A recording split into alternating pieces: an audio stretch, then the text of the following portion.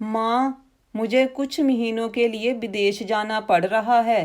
तेरे रहने का इंतजाम मैंने करा दिया है। तकरीबन 32 साल के बाद अविवाहित डॉक्टर संदीप ने देर रात घर में घुसते ही कहा, बेटा, तेरा विदेश जाना जरूरी है क्या?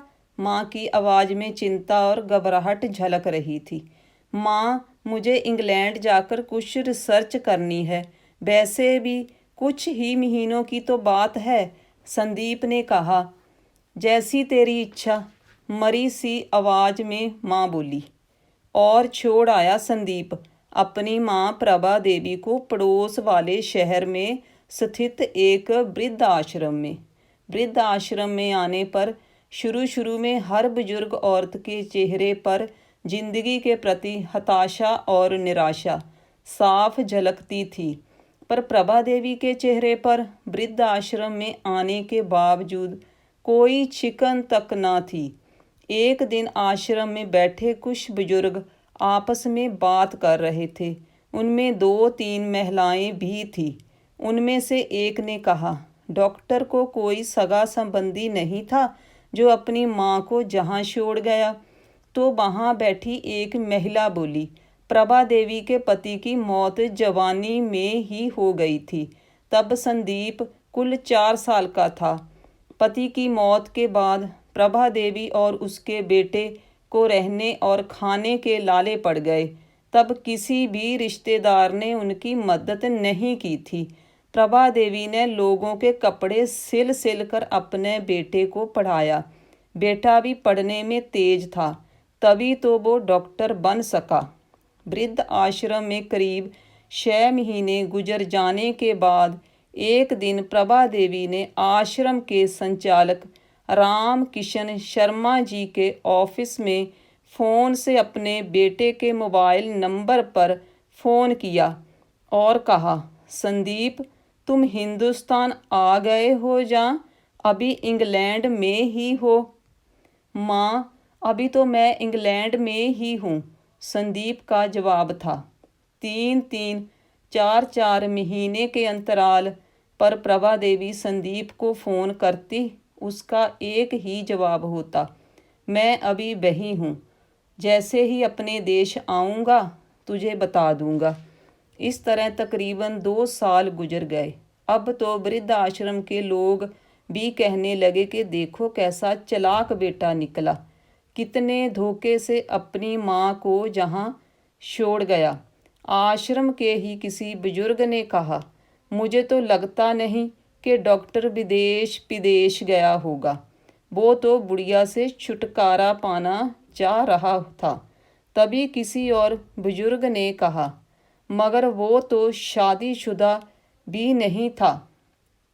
अरे, होगी उसकी कोई गर्लफ्रेंड जिसने कहा होगा, पहले माँ के रहने का अलग इंतजाम करो, तभी मैं तुमसे शादी करूँगी।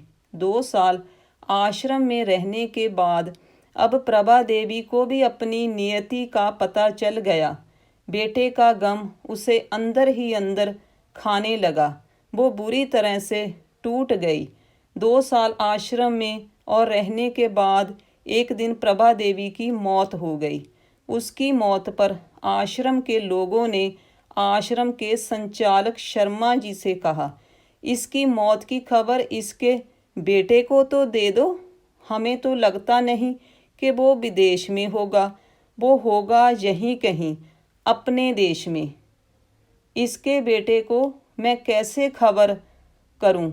उस मरे तो 3 साल हो गए। शर्मा जी की यह बात सुन वहाँ पर उपस्थित लोग सनाका खा गए। उनमें से एक बोला, अगर उसे मरे 3 साल हो गए तो प्रभा देवी से मोबाइल पर कौन बात करता था? वो मोबाइल तो मेरे पास है जिसमें उसके बेटे की रिकॉर्डेड आवाज़ है। शर्मा जी बोले, पर ऐसा क्यों? किसी ने पूछा। तब शर्मा जी बोले कि करीब 4 साल पहले जब संदीप अपनी माँ को जहाँ छोड़ने आया था तो मुझसे कहा, शर्मा जी, मुझे ब्लड कैंसर है और डॉक्टर होने के नाते मैं यह अच्छी तरह जानता हूँ कि इसकी आखिरी स्टेज में मुझे बहुत तकलीफ़ होगी। मेरे मुंह से और मेरे मसूड़ों आदि से खून भी आएगा। मेरी यह तकलीफ़ माँ से देखी ना जा सकेगी। वो तो जीते जी ही मर जाएगी। मुझे तो मरना ही है, पर मैं नहीं चाहता कि मेरे कारण मेरे से पहले मेरी माँ मरे। मेरे मरने के बाद 2 कमरे का हमारा छोटा सा फ्लैट और जो भी घर का सामान आदि है वो मैं अपने आश्रम में कर दूंगा, आश्रम में दान कर दूंगा। यह दास्तां सुन वहाँ पर उपस्थित लोगों की आंखें झलझला आई।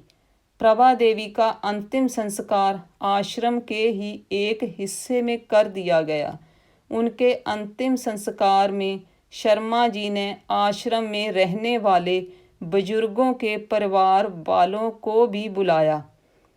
दोस्तों, माँ बेटे की अनमोल और अटूट प्यार की दास्तां का ही असर था कि कुछ बेटे अपने बूढ़े माँ बाप को वापस अपने घर ले गए।